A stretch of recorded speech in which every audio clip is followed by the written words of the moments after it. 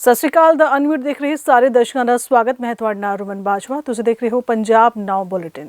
Supreme court ਵਿੱਚ ਜਗਜੀਤ ਸਿੰਘ ਡੱਲੇਵਾਲ ਦੇ ਮਰਨ ਵਰਤ ਸੰਬੰਧੀ ਹੋਈ ਸੁਣਵਾਈ ਨੂੰ ਲੈ ਕੇ ਕਿਸਾਨ ਆਗੂ ਅਭਿਮਨਿਊ ਕੋਹਾੜ ਨੇ ਬਿਆਨ ਦਿੱਤਾ ਹੈ। ਉਹਨਾਂ ਕਿਹਾ ਕਿ ਇਸ ਸੰਬੰਧੀ ਸੁਪਰੀਮ ਕੋਰਟ ਵਿੱਚ ਜੋ ਸੁਣਵਾਈ ਹੋਈ ਹੈ, ਜੋ ਵੀ ਟਿੱਪਣੀਆਂ ਆਈਆਂ ਨੇ, ਉਸ ਨੂੰ ਲੈ ਕੇ ਅਸੀਂ ਇਸ ਸਮੇਂ ਵਿਚਾਰ ਕਰ ਰਹੇ ਹਾਂ ਅਤੇ ਅਸੀਂ ਲਗਾਤਾਰ ਇਹ ਅਪੀਲ ਕਰ ਰਹੇ ਹਾਂ ਕਿ ਦੇਸ਼ ਦੀਆਂ ਸੰਵਿਧਾਨਿਕ ਸੰਸਥਾਵਾਂ ਕੇਂਦਰ ਸਰਕਾਰ ਨੂੰ ਆਦੇਸ਼ ਜਾਰੀ ਕਰਨਗੀਆਂ ਕਿ ਉਹ ਕਿਸਾਨਾਂ ਦੇ ਨਾਲ ਗੱਲਬਾਤ ਕਰੇ ਅਤੇ ਗੱਲਬਾਤ ਦੇ ਜ਼ਰੀਏ ਹੀ ਇਸ ਮਸਲੇ ਦਾ ਹੱਲ ਹੋ ਸਕਦਾ ਹੈ। ਉੱਚੀ ਬੋਲੋ ਅਭਿਮਨਿਊ ਜੀ। ਅਭਿਮਨਿਊ ਜੀ, ਅੱਜ ਸੁਪਰੀਮ ਕੋਰਟ ਦੇ ਵਿੱਚ ਸੁਣਵਾਈ ਹੋਈ ਆ। 2 ਤਰੀਕ ਦੁਬਾਰਾ ਤੋਂ ਇਸ ਪੂਰੇ ਮਾਮਲੇ ਦੇ ਵਿੱਚ ਪੈ ਗਈ। ਪੰਜਾਬ ਸਰਕਾਰ ਨੂੰ कुछ दिन का और समा दे दिता गया। किस तरीके से नाल देख रहे हो, की लगता हो? देखिए, हम ये कहना चाह रहे हैं कि अभी कुछ ही देर पहले वो पूरी सुनवाई हुई है, उसका हम पूरा अभी एनालिसिस कर रहे हैं, पूरा उसका हम विश्लेषण कर रहे हैं। अभी सरदार जगजीत सिंह डल्लेवाल जी से भी उस विषय पे हमारे साथी हैं, वो डिस्कशन करेंगे और हम अभी यही कहना चाह रहे हैं कि हमारा आंदोलन जिस तरीके से चल रहा है एज इट इज उसी तरीके से जारी रहेगा। सरदार जगजीत सिंह डल्लेवाल जी का आमरण अनशन है, आज वो 36वें दिन में प्रवेश कर चुका है। उनकी स्थिति, उनकी हालत लगातार नाजुक होती जा रही है और हम उम्मीद करते हैं कि हमारे देश की संवैधानिक संस्थाएं केंद्र सरकार को जरूरी दिशा निर्देश देंगी कि भाई आप इनकी मांगों को स्वीकार कीजिए। बातचीत से ही मसलों का हल निकलता है, बिना बातचीत के किसी भी मसले का हल नहीं निकल सकता। ਇਹਦੇ ਵਿੱਚ ਉਹਨਾਂ ਨੇ ਇਹ ਵੀ ਨਾਲ ਚੀਜ਼ ਕਹੀ ਹੈ ਵੀ ਜੇਕਰ ਕੇਂਦਰ ਸਰਕਾਰ ਗੱਲਬਾਤ ਕਰਦੀ ਹੈ, ਏਜੀ ਨੇ ਕਿਹਾ ਹੈ, ਤਾਂ ਫਿਰ ਜਿਹੜਾ ਮਰਨ ਵਰਸ਼ਨ ਜਾਂ ਮੈਡੀਕਲ ਏਡ ਬਾਰੇ ਸੋਚ ਸਕਦੇ ਜਗਜੀਤ ਸਿੰਘ ਡੱਲੇਵਾਲ। ਤੁਹਾਡੇ ਬਾਰੇ ਕੋਈ ਇਦਾਂ ਦੀ ਗੱਲ ਹੋਈ ਉਹਨਾਂ ਨਾਲ? देखो, हम एक बात कहना चाह रहे हैं कि अगर बातचीत का रास्ता अगर खुलता है, अगर डिस्कशन शुरू होती है, उसके बाद क्या स्थिति बनेगी, क्या स्थिति नहीं बनेगी, हम सारी चीजों पे दोनों फोरम डिस्कस करेंगे, चर्चा करेंगे, उसके बाद ही आगे की कोई बता पाएंगे। लेकिन ये हम बार बार जरूर कह दें कि जब हमारे प्रधानमंत्री जी दूसरे देशों में भी जाते हैं तो वहां पे भी वो ये कहते हैं कि बड़ी से बड़ी जंगों का समाधान, बड़ी से बड़ी लड़ाइयों का समाधान भी बातचीत से ही होता है। जैसा अभी हालिया उन्होंने रूस यूक्रेन की जंग के बारे में कहा था, तो ये तो अपने ही देश के लोग हैं, अपने ही देश के नागरिक हैं, तो बातचीत जरूर करनी चाहिए। बातचीत से क्या होगा कि जो अविश्वास की खाई बनी हुई है सरकार और किसान समाज के बीच में, वो अविश्वास की खाई भी कम होगी और जब अविश्वास खत्म होगा तभी चीजें आगे बढ़ पाएंगी। तो जो भी स्थिति बनेगी, अगर बातचीत करने होता आता है, उसके बाद जो भी स्थिति बनेगी हम विचार चर्चा करके आपको अवगत करा देंगे। ਅੱਜ ਸ਼੍ਰੋਮਣੀ ਗੁਰਦੁਆਰਾ ਪ੍ਰਬੰਧਕ ਕਮੇਟੀ ਦੀ ਅੰਤਰਿਮ ਕਮੇਟੀ ਦੀ ਮੀਟਿੰਗ ਹੋਈ ਹੈ। ਇਹ ਬੈਠਕ ਸ਼੍ਰੋਮਣੀ ਗੁਰਦੁਆਰਾ ਪ੍ਰਬੰਧਕ ਕਮੇਟੀ ਦੇ ਪ੍ਰਧਾਨ ਹਰਜਿੰਦਰ ਸਿੰਘ ਧਾਮੀ ਦੀ ਅਗਵਾਈ ਹੇਠ ਹੋਈ ਹੈ। ਇਸ ਦੌਰਾਨ ਪ੍ਰਧਾਨ ਧਾਮੀ ਨੇ ਮੀਟਿੰਗ ਵਿੱਚ ਵੱਡਾ ਫੈਸਲਾ ਲਿਆ। ਸੂਤਰਾਂ ਤੋਂ ਮਿਲੀ ਜਾਣਕਾਰੀ ਮੁਤਾਬਿਕ ਨਾਰਾਇਣ ਸਿੰਘ ਚੌੜਾ ਖਿਲਾਫ ਲਿਆਂਦਾ ਮਤਾ ਵਾਪਸ ਲੈ ਲਿਆ ਗਿਆ।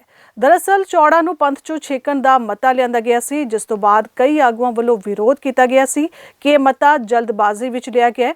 ਅੱਜ ਦੀ ਮੀਟਿੰਗ ਵਿੱਚ ਨਾਰਾਇਣ ਸਿੰਘ ਚੌੜਾ ਖਿਲਾਫ ਲਿਆਂਦਾ ਮਤਾ ਵਾਪਸ ਲਿਆ ਗਿਆ। ਹਾਲਾਂਕਿ ਇਸ ਸੰਬੰਧੀ ਪੁਸ਼ਟੀ ਨਹੀਂ ਕੀਤੀ ਗਈ ਹੈ ਕਿ ਨਾ ਹੀ ਇਸ ਮਸਲੇ ਤੇ ਕੋਈ ਕਾਰਵਾਈ ਸਾਹਮਣੇ ਆਈ ਹੈ। ਅੱਜ ਮੀਟਿੰਗ ਉਪਰੰਤ ਐਸਜੀਪੀਸੀ ਪ੍ਰਧਾਨ ਹਰਜਿੰਦਰ ਸਿੰਘ ਧਾਮੀ ਨੇ ਮੀਡੀਆ ਨਾਲ ਗੱਲਬਾਤ ਨਹੀਂ ਕੀਤੀ ਅਤੇ ਇਹ ਜਾਣਕਾਰੀ ਅੰਤਰਿਮ ਕਮੇਟੀ ਮੈਂਬਰ ਜਸਵੰਤ ਸਿੰਘ ਪੁੜੇ ਨੇ ਦਿੱਤੀ। ਏਜੰਡੇ ਮੁਤਾਬਕ ਜਿਹੜੇ ਮਹੀਨੇਵਾਰ ਕੰਮ ਹੁੰਦੇ ਆ, ਉਹਨਾਂ ਦੀਆਂ ਪ੍ਰਵਾਨਗੀਆਂ ਪੁਸ਼ਟੀਆਂ ਤੇ ਖਾਸ ਇਹਦੇ 'ਚ ਰਿਹਾ ਜਿਹੜਾ ਪਿਛਲੇ ਦਿਨ ਚੌੜਾ ਸਾਹਿਬ ਨੂੰ ਪੰਥ ਚੋਂ ਛੇਕਣ ਲਈ ਮਤਾ ਪਾਇਆ ਸੀਗਾ 72 ਘੰਟਿਆਂ ਦੀ ਮੀਟਿੰਗ, ਉਹ ਅੱਜ ਵਾਪਸ ਲੈ ਲਿਆ ਸਾਰਿਆਂ ਨੇ ਸਹਿਮਤੀ ਦੇ ਨਾਲ। ਚਲੋ ਦੇਰ ਹੋਈ ਆ, ਦਰੁਸਤ ਕਦਮ ਆ, ਤੇ ਬਾਕੀ ਤਾਂ ਕੁਛ ਨਹੀਂ ਸੀਗਾ, ਰੂਟੀਨ ਮੈਟਰੀ ਸੀਗਾ ਸਰ।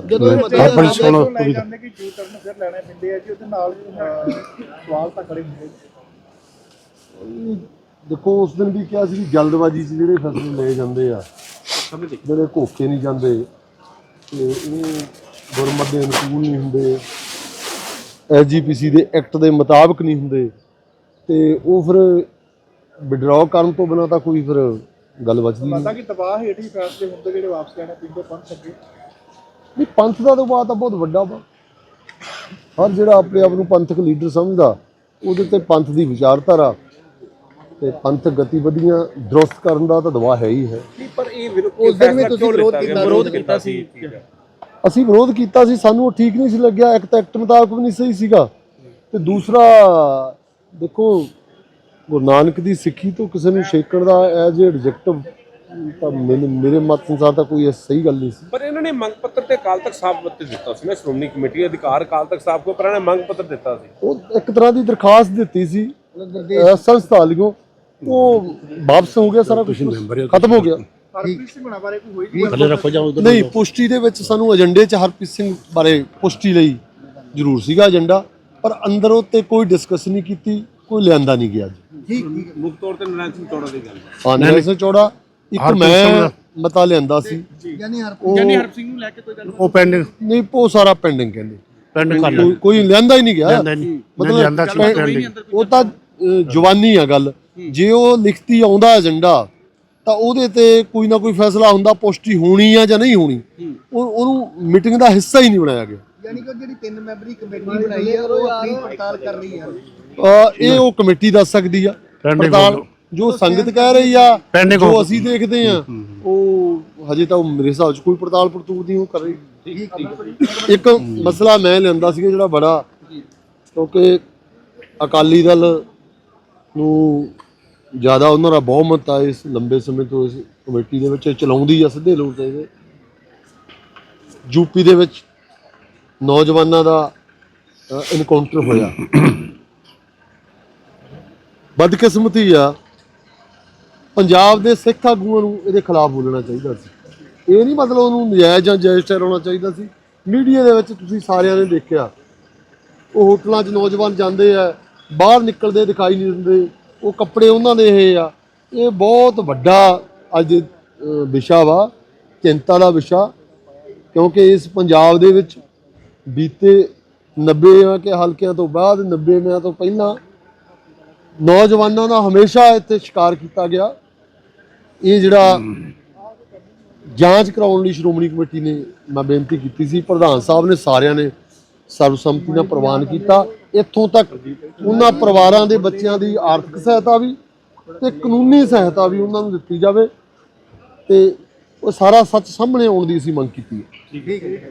ਆਈਜੀਪੀ ਸੁਖਚੈਨ ਸਿੰਘ ਗਿੱਲ ਨੇ ਪ੍ਰੈਸ ਕਾਨਫਰੰਸ ਨੂੰ ਸੰਬੋਧਨ ਕਰਦੇ ਦੱਸਿਆ ਕਿ ਵੱਡੀ ਮਾਤਰਾ ਵਿੱਚ ਨਸ਼ਾ ਤੇ ਹਥਿਆਰ ਬਰਾਮਦ ਕੀਤੇ ਗਏ ਨੇ। ਪੁਲਿਸ ਲਈ 378 ਕਰੋੜ ਰੁਪਏ ਖਰਚ ਕੀਤੇ ਗਏ ਨੇ, ਜਿਸ ਵਿੱਚ 426 ਵਾਹਨ ਖਰੀਦੇ ਗਏ ਅਤੇ ਸਾਰੇ ਥਾਣਿਆਂ ਨੂੰ ਨਵੇਂ ਵਾਹਨ ਦਿੱਤੇ ਗਏ ਨੇ। ਇਸ ਵਿੱਚ 444 ਵਾਹਨ SFS ਨੂੰ ਮੁਹੱਈਆ ਕਰਵਾਏ ਗਏ ਨੇ।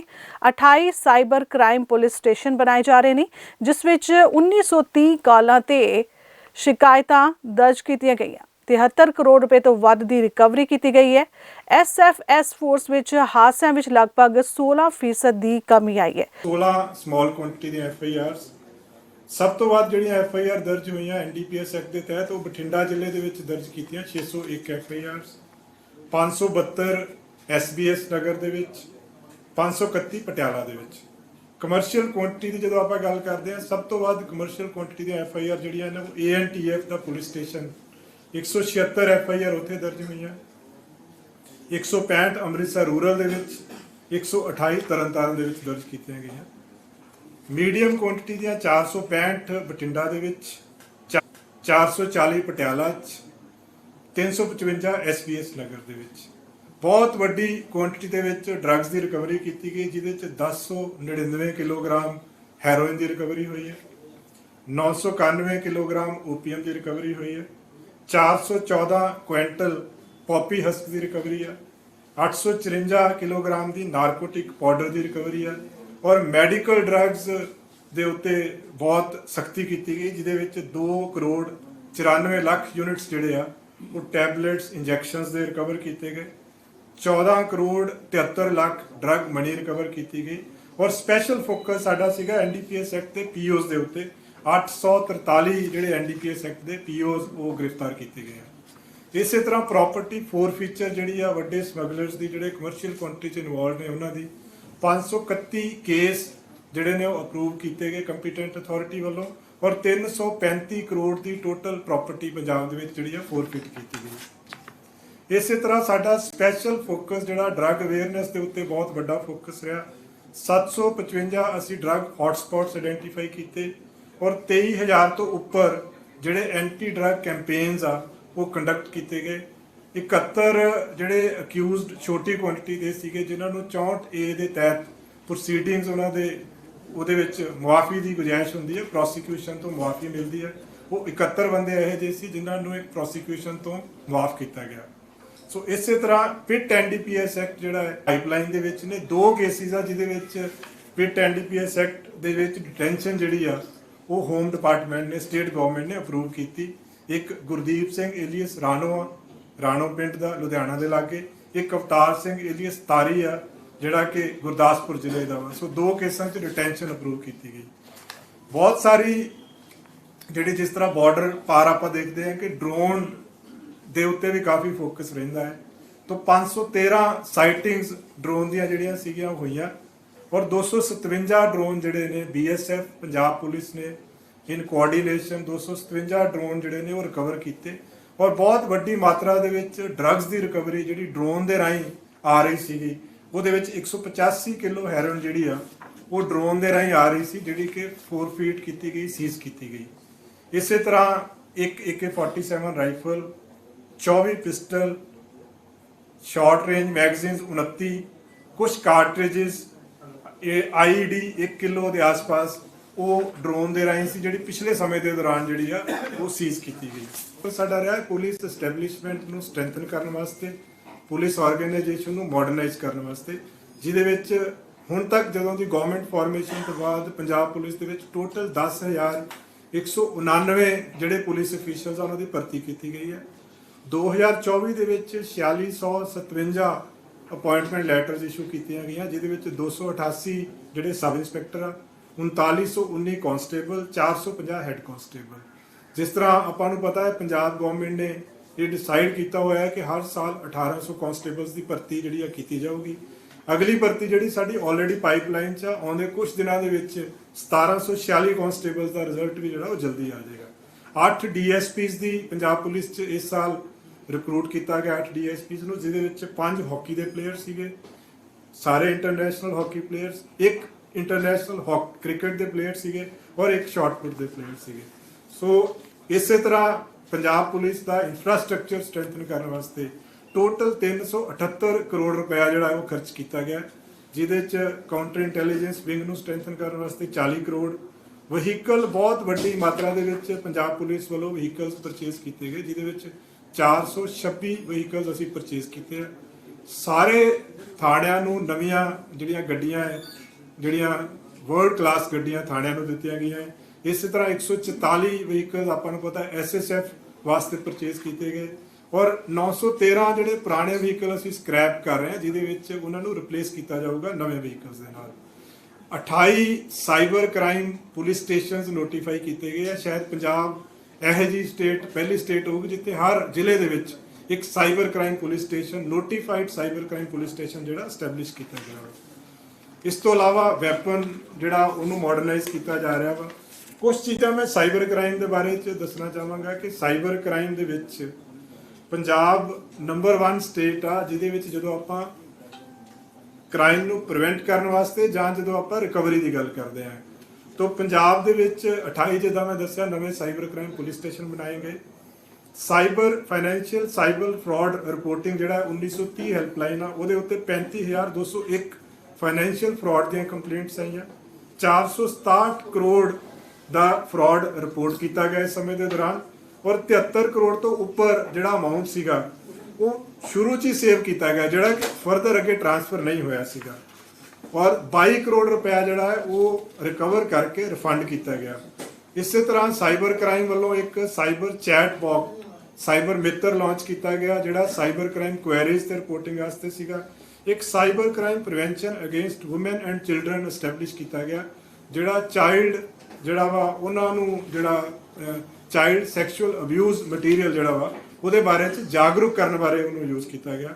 ਬਹੁਤ ਸਕੂਲਾਂ ਕਾਲਜਾਂ ਦੇ ਵਿੱਚ ਅੱਗੇ ਮੈਂ ਦੱਸਾਂਗਾ ਕੈਂਪ ਵੀ ਲਗਾਏ ਗਏ, ਉਹਨਾਂ ਨੂੰ ਜਾਗਰੂਕ ਕੀਤਾ ਗਿਆ। ਇਸੇ ਤਰ੍ਹਾਂ ਜਵਾਹਰ ਲਾਲ ਨਹਿਰੂ ਯੂਨੀਵਰਸਿਟੀ ਦੀ ਪ੍ਰੋਫੈਸਰ ਮਹਾਲక్ష్ਮੀ ਅੱਜ ਖਨੌਰੀ ਬਾਰਡਰ ਪਹੁੰਚੇ, ਜਿੱਥੇ ਉਹਨਾਂ ਕਿਸਾਨ ਆਗੂ ਜਗਜੀਤ ਸਿੰਘ ਡੱਲੇਵਾਲ ਨਾਲ ਮੁਲਾਕਾਤ ਕੀਤੀ। ਮਹਾਲక్ష్ਮੀ ਨੇ ਕਿਸਾਨ ਅੰਦੋਲਨ ਨੂੰ ਦੁਨੀਆ ਦਾ ਸਭ ਤੋਂ ਵੱਡਾ ਅੰਦੋਲਨ ਦੱਸਿਆ। ਉਹਨਾਂ ਕਿਹਾ ਕਿ ਇਸ ਅੰਦੋਲਨ ਉੱਪਰ ਇੱਕ ਨਹੀਂ ਕਈ ਕਿਤਾਬਾਂ ਲਿਖੀਆਂ ਜਾਣਗੀਆਂ। ਦੁਨੀਆ ਭਰ ਵਿੱਚ ਇਸ ਅੰਦੋਲਨ ਦਾ ਅਸਰ ਦੇਖਣ ਨੂੰ ਮਿਲੇਗਾ। ਦਾ ਅਨਮਿਊਟ ਉੱਤੇ ਜੁੜੇ ਹੋ ਤੁਸੀਂ ਤਾਂ ਇਸ ਵਕਤ ਅਸੀਂ ਖਨੌਰੀ ਦਾਤਾ ਸਿੰਘ ਵਾਲਾ ਬਾਰਡਰ ਤੇ ਮੌਜੂਦ ਹਾਂ, ਜਿੱਥੇ ਜਗਜੀਤ ਸਿੰਘ ਡੱਲੇਵਾਲ ਨੂੰ ਮਿਲਣ ਵੱਖ-ਵੱਖ ਸ਼ਖਸੀਅਤਾਂ ਸਮੁੱਚੇ ਪੰਜਾਬ ਲੈਵਲ ਤੋਂ, ਚਾਹੇ ਉਹ ਕਿਸੇ ਰਾਜਨੀਤਿਕ ਪਾਰਟੀ ਦੀਆਂ ਹੋਣ, ਧਾਰਮਿਕ ਹੋਣ ਜਾਂ ਸਮਾਜਿਕ ਹੋਣ, ਤਾਂ ਅੱਜ ਇੱਕ ਵੱਖਰੀ ਸ਼ਖਸੀਅਤ ਪਹੁੰਚੇ ਨੇ ਮਿਲਣ ਦੇ ਲਈ। ਜਵਾਹਰ ਲਾਲ ਯੂਨੀਵਰਸਿਟੀ ਦਿੱਲੀ ਤੋਂ ਨੇ ਸਾਡੇ ਨਾਲ ਪ੍ਰੋਫੈਸਰ ਨੇ ਮਹਾਲక్ష్ਮੀ ਜੀ। ਗੱਲਬਾਤ ਕਰਦੇ ਹਾਂ। ਹੁਣੇ ਜਗਜੀਤ ਸਿੰਘ ਡੱਲੇਵਾਲ ਨੂੰ ਮਿਲ ਕੇ ਬਾਹਰ ਨਿਕਲਣੇ ਨੇ। ਤਾਂ ਮਹਾਲక్ష్ਮੀ ਜੀ, ਤੁਹਾਡੀ ਮੁਲਾਕਾਤ ਹੋਈ ਹੈ ਜਗਜੀਤ ਸਿੰਘ ਡੱਲੇਵਾਲ ਦੇ ਨਾਲ, ਤਾਂ ਉਹਨਾਂ ਦੇ ਹਾਲਾਤ ਕਿਹੋ ਜਿਹੇ ਸੀ? we were not able to meet him because he is resting. अभी वो रेस्ट कर रहे हैं, तो हम मिल नहीं पाए उनसे, बट हम अपना सॉलिडारिटी एक्सप्रेस करने आए हैं यहाँ पर।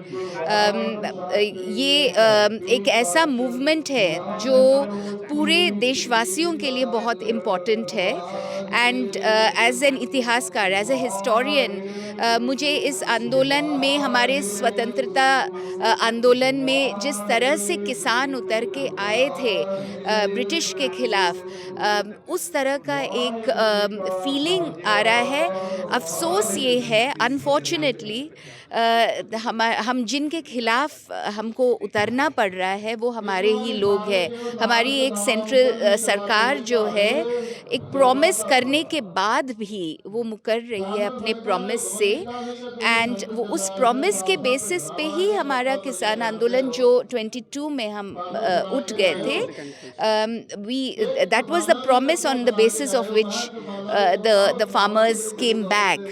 बट उस प्रॉमिस को तोड़ने की वजह से जो फिर से फार्मर्स को इस तरह से आना पड़ा। एंड एक बहुत ही इम्पॉर्टेंट फिगर है डल्लेवाल जी, प्रधान है इस मूवमेंट का, and we are so proud as well as so concerned उनकी सेफ्टी के लिए, उनके हेल्थ के लिए। और हम अपना बेस्ट विशेस, हम अपने प्रेयर्स सब कुछ ले आते हैं कि वो सही सलामत रहें। और इस मूवमेंट का जो मेन मुद्दे हैं, एमएसपी पे हो, स्वामीनाथन रिकमेंडेशंस पे हो, इन सब को सरकार एक्सेप्ट करे, जिस तरह जो उन्होंने ऑलरेडी प्रॉमिस किया है कि एक्सेप्ट करेंगे, उसको एक्सेप्ट करेंगे। और यही एक सॉल्यूशन है जिससे डल्लेवाल जी बच सकते हैं, उनकी हेल्थ रेस्टोर हो सकती है। तो जिस यूनिवर्सिटी से आप आए हैं, तो उसको तो आंदोलनों की धरती माना जाता है, वहाँ से हर खित्ते की आवाज़ बुलंद होती है। तो क्या डल्लेवाल साहब का जो जहाँ पर प्रोटेस्ट चल रहा है, तो उसकी गूंज है जवाहरलाल यूनिवर्सिटी में दिल्ली में? जी ज़रूर। यूनिवर्सिटीज़ कैसे बनती हैं? पंजाब से लोग आते हैं वहाँ पढ़ने, तमिलनाडु से आते हैं, हैदराबाद से, मैं हैदराबाद की ओरिजिनली हूँ, वहाँ से आते हैं। और जेएनयू में आके हम अपने अलग अलग स्टेट्स के जो आइडियाज़ है, जो मूवमेंट्स है, उन सब से सीख के हम यहाँ भी लाते हैं। तो ज़रूर जेएनयू में किसान आंदोलन पे काफ़ी कंसर्न्स हैं, चर्चा है, सपोर्ट है। हमारे स्टूडेंट्स यूनियन हो, हमारे टीचर्स एसोसिएशन हो, सब ने इस पे बोला है, ऑर्गेनाइज किए हैं टॉक्स हमने। एंड हम होप कर रहे हैं कि हम सब, एक्चुअली सिर्फ जेएनयू ही नहीं, पूरे देश में लोगों की सपोर्ट है। एंड हम चाह रहे हैं कि ये जो मसला है ये जल्दी ही सॉल्व हो। But most importantly the importance of the demands, पूरे देश में वो गूंज रही है, वो इम्पोर्टेंस जो यहाँ के लोगों ने, किसानों ने रेज़ किया है, वो हम सबके लिए किया है। जैसे स्वतंत्रता के समय लोगों ने किया है पंजाब से, दूसरे जगहों से देश में। तो इसीलिए मुझे लगता है कि डेफिनेटली एज ए यूनिवर्सिटी का स्पेस प्रोवाइड करता है कि हम इश्यूज़ पे सोचें, उस पे टिप्पणी करें, उसको समझें। तो सर्टेनली ये किसान मूवमेंट ऐसा एक हिस्टोरिक मूवमेंट है हमारे लिए भी। एज ए हिस्टोरियन मैं कह रही हूँ, ये बहुत ही हिस्टोरिक मोमेंट है। ये इतिहास के पन्नों में एक बहुत इम्पॉर्टेंट चैप्टर रहेगा हमारा किसान आंदोलन, जो अभी 4 साल से चल रहा है। So we are so grateful to all of you, to all the people here जो गैदर हुए हैं, ढलेवाल जी तो as a leader of course we are so grateful to him, but also बाकी सब जो आए हैं, जो जुट गए हैं इस मूवमेंट में, we are so grateful to them because वो हमको ये मौका दे रहे एक हिस्टोरिक मोमेंट का पार्ट बनने का। द ओनली थिंग इज़ इसमें किसी को लाइफ की ये ना हो, एंड हम ढलेवाल जी के लिए प्रेयर्स और हम होप देना चाहते हैं और सॉलिडारिटी देना चाहते हैं। एक बात ये बताएं कि जैसे कोई भी आंदोलन है वो पंजाब से शुरू होता है या जेएनयू से शुरू होता है, तो बहुत से आंदोलन जेएनयू ने किए हैं, बहुत से आंदोलन पंजाब ने किए हैं। अभी भी एमएसपी पंजाब और हरियाणा को मिल रही है, धान पर भी मिल रही है, गेहूं पर भी मिल रही है। बट आप जैसे आंध्रा से हैं, साउथ का है, ईस्ट का हिस्सा है, वहाँ पर तो एमएसपी नहीं मिलती, तो वहाँ पर क्यों नहीं लोग आंदोलन में अभी तक खड़े हो पाए अभी तक? इसके बारे में आपका क्या कहना? ये मेरा एक्सपर्टीज़ नहीं है इस पे बोलने का। मैं प्राचीन इतिहास पे मेरा विषय है, मेरा काम है। बट आई थिंक हर जगह की अपना एक रीजनल कॉन्टेक्स्ट है। जिस तरह का एग्रेरियन सोसाइटी है पंजाब और हरियाणा का, आई थिंक वो है रीज़न, वही कॉन्टेक्स्ट है जिसमें हमको ये आंदोलन को देखना है। एंड इनफैक्ट ये जो आंदोलन कर रहे हैं इसका फल जो है, सक्सेस जब होगा, एंड हम होप करते हैं कि सक्सेस तो होगा इसका, वी विल बी सक्सेसफुल, लेकिन ये इसका सक्सेस भुगतेंगे जो दूसरे जगह पे हैं, चाहे वो जुड़ रहे हैं इस मूवमेंट से या नहीं। तो that is the greatness of every movement. जब जेएनयू पे अटैक हुआ था, अभी भी लगातार हो रहा है। लोग, हो सकता है कई लोग हमारी सपोर्ट नहीं किए हों। ਨਵੇਂ ਸਾਲ ਦੇ ਜਸ਼ਨਾਂ ਨੂੰ ਲੈ ਕੇ ਚੰਡੀਗੜ੍ਹ ਪੁਲਿਸ ਵੱਲੋਂ ਸ਼ਹਿਰ ਦੇ ਵਿੱਚ ਸੁਰੱਖਿਆ ਦੇ ਪੁਖਤਾ ਇੰਤਜ਼ਾਮ ਕੀਤੇ ਗਏ ਨੇ। ਚੰਡੀਗੜ੍ਹ ਪੁਲਿਸ ਵੱਲੋਂ ਡਿਸਕੋ ਅਤੇ ਰੈਸਟੋਰੈਂਟਸ ਉੱਤੇ ਖਾਸ ਨਜ਼ਰ ਬਣਾ ਕੇ ਰੱਖੀ ਜਾਏਗੀ। ਉੱਥੇ ਹੀ ਜ਼ਿਆਦਾਤਰ ਫੋਰਸ ਜਿਹੜੀ ਕਲੱਬਾਂ ਦੇ ਬਾਹਰ ਤੈਨਾਤ ਕੀਤੀ ਜਾਏਗੀ। ਥਾਣਾ ਅਤੇ ਟ੍ਰੈਫਿਕ ਪੁਲਿਸ ਦੁਪਹਿਰ ਤੋਂ ਹੀ ਬੈਰੀਗੇਡਸ ਲਗਾ ਕੇ ਨਾਕਾਬੰਦੀ ਕਰਨਗੇ। ਇਸ ਸੰਬੰਧੀ ਐਸਐਸਪੀ ਕਮਰਦੀਪ ਕੌਰ ਨੇ ਅੱਗੇ ਜਾਣਕਾਰੀ ਦਿੰਦੇ ਆਖਿਆ ਕਿ ਸ਼ਾਮ 5 ਵਜੇ ਤੋਂ ਲੈ ਕੇ ਰਾਤ ਦੇ 2 ਵਜੇ ਤੱਕ 1500 ਦੇ ਕਰੀਬ ਪੁਲਿਸ ਮੁਲਾਜ਼ਮ ਡਿਊਟੀ ਤੇ ਤੈਨਾਤ ਹੋਣਗੇ ਅਤੇ ਨਵੇਂ ਸਾਲ ਮੌਕੇ ਸੜਕਾਂ ਉੱਤੇ ਪੁਲਿਸ ਦੇ ਵੱਡੇ ਅਫਸਰ ਵੀ ਮੌਜੂਦ ਰਹਿਣਗੇ, ਜੋ ਕਿ ਕਲੱਬਾਂ ਦੇ ਅੰਦਰ ਆਉਣ ਜਾਣ ਵਾਲੇ शक्ति व्यक्तियों उत्ते नजर बना के रखेंगे। इस मौके एसएसपी कमरदीप कौर ने होर की जानकारी दी, और सुनते हैं। क्या इंतजाम जो है वो चंडीगढ़ पुलिस की ओर से किया? देखिए, नव वर्ष की तैयारियों के लिए चंडीगढ़ पुलिस ने पूरे चंडीगढ़ में इलेबोरेट अरेंजमेंट्स किए हैं। 2000 से ऊपर पुलिस बल तैनात रहेगा। अलग अलग जगह नाकाबंदी की गई है, बॉर्डर एरियाज में डिप्लॉयमेंट की गई है। जिन जगहों पे पब्लिक ज़्यादा आती है नव वर्ष की सेलिब्रेशंस करने, वहाँ पे हमने एक्स्ट्रा फोर्स डिप्लॉय करके उसको कवर किया है।